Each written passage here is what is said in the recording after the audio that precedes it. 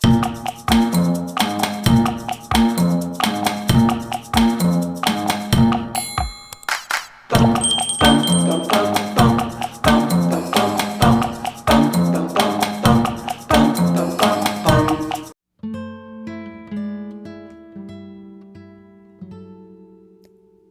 jawaban Doni yang seperti ingin dipukul belakang kepalanya, Yudi memutuskan keluar dari Indekos. Tujuannya ke warung Bang Emi yang letaknya tidak jauh dari sini untuk membeli rokok. Sekaligus juga sebagai persediaan selama beberapa hari ke depan. Tidak butuh waktu lama untuk tiba di warung.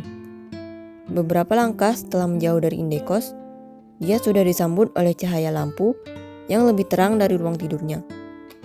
Sebuah tempat yang diisi oleh rak di sisi kanan dan kiri masih memperlihatkan aktivitas. Di dalam warung, ada seorang wanita yang menggunakan kerudung hijau telur asin dan baju tidur lengan panjang sedang berdiri di depan kasir. Toko yang ada sejak beberapa bulan lalu dijaga oleh wanita bernama Sherliani. Wanita yang lebih dikenal dengan Mbak Yan adalah istri dari Suhaimi, lebih sering dipanggil Bang Emi. Saat menjejakkan kaki di warung, Yudi menyapa Mbak Yan terlebih dahulu, sebelum bergerak menuju kasir. Tatapan Yudi yang ramah membuatnya tampak bersahabat. Lagi pula, dia juga orang yang ramah kepada siapa saja. Namun, sosok yang berada di depan rak kiri menarik perhatian.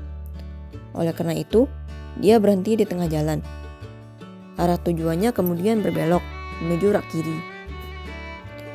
Langkahnya tertuju pada seorang gadis yang berada di depan beberapa kotak berisi mie instan. Saat gadis itu bahkan tidak ingin mengalihkan perhatian, dia tetap mengembangkan senyum manis. Ada Dek Rani, sapanya kepada gadis itu. Hal ini membuat nama insan yang dipanggil menoleh, namun dengan tatapan kaget. "Apa kabar, Dek?" tanyanya lagi. "Baik," jawab gadis yang dipanggil Rani secara singkat. "Beli apa nih?" tanya Yudi dengan nada ramah dan tatapan penasaran. "Indomie," jawab Rani singkat. Yudi terdiam. Rani juga terdiam.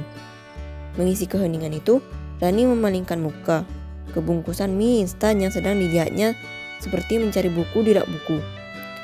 Sementara itu, Yudi sedang memikirkan topik lain untuk mengisi keheningan.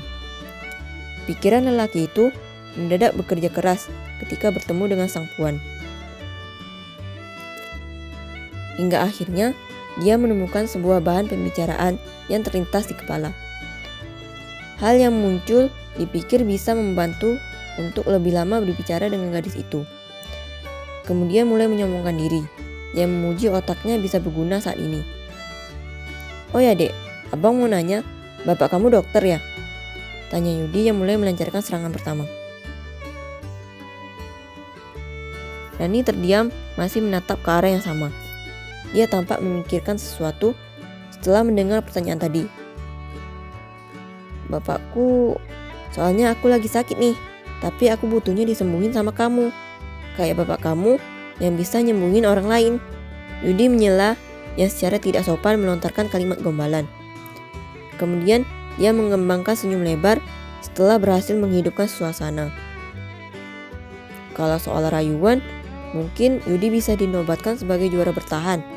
Sang pemilik raga juga terkadang mengakui itu. "Tapi bapakku karyawan sih," balas Rani dengan datar. Balasan yang berhasil merusak suasana saat itu juga. Mbak Yan yang mendengar pembicaraan mereka dari arah seberang hanya mengulum senyum. Dia tidak berani tertawa. Namun di dalam lubuk hati, dia tertawa lepas hingga berguling-guling di lantai. Pemandangan yang terjadi berhasil menaikkan suasana hati yang tadinya terasa biasa saja. Berbanding terbalik, Yudi yang seperti diserang oleh peluru dari senjatanya sendiri menggaruk kepala berulang kali. Dia salah tingkah, serta menanggung rasa malu pada saat bersamaan. Telinganya memerah. Ingin sekali dia mengubur diri sendiri di bawah tanah karena tidak sanggup lagi bertahan. Mungkin juara bertahan sebagai pemberi gombalan nomor 1 tidak bisa tersemat lagi di belakang pemilik nama 3 kata. Semua karena kehadiran seorang insan yang saat ini bersamanya. Mengusir perasaan malu yang semakin tinggi, Yudi tertawa hampa. Hehe, oh salah ya? Hehehe, gumamnya yang kemudian tertawa lagi.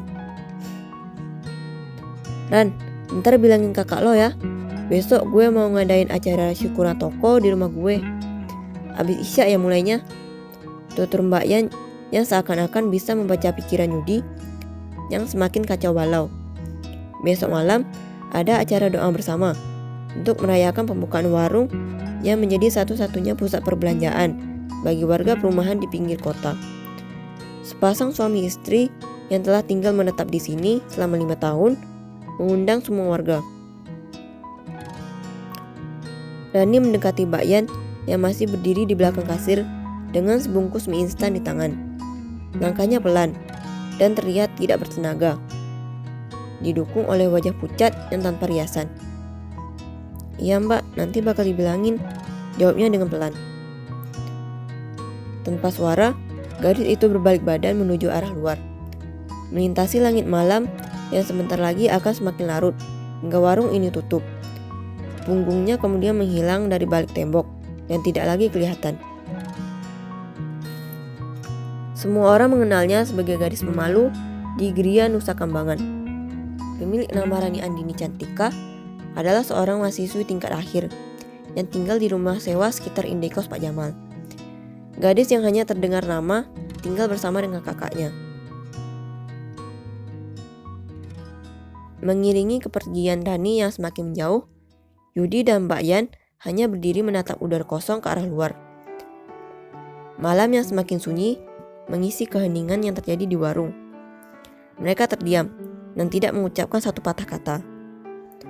Entah sejak kapan, sosok lelaki pipi bulat itu sudah menjejakkan kaki di depan kasir. Mbak Yan juga tidak menyadari hal itu. Dia di sini udah berapa lama sih mbak? Kayak asing gitu padahal sering lihat dia. Mau dibilang gak ramah, tapi sebenarnya dia gak gitu. Ucap Yudi mengisi keheningan ini daripada suasana menjadi semakin mencekam. Dia di sini tuh udah lama banget tau Yud. Dari gue belum punya toko deh kalau gak salah, jawab Mbak Yan menimpali. Subjek pembicaraan mereka masih mengarah ke orang yang sama, ke orang yang semakin menjauhi warung dan tidak memalingkan pandangan. Yudi berpaling dengan serta-merta ke Mbak Yan. Dia kembali mendengar informasi yang baru saja didengar. Tidak menyangka akan kabar angin itu. Beneran mbak? Berarti gue ngekos di sini dia udah ada? Tanyanya lagi ke pertanyaan selanjutnya. Iya, dia kan kuliah di sini. Intinya dia udah di sini sebelum ada kosan Pak Jamal deh, jawab Mbak Yan yang tanpa sadar menutup pembicaraan mereka. Hanya membiarkan angin malam yang turut menyertai pembicaraan mereka walau telah berakhir.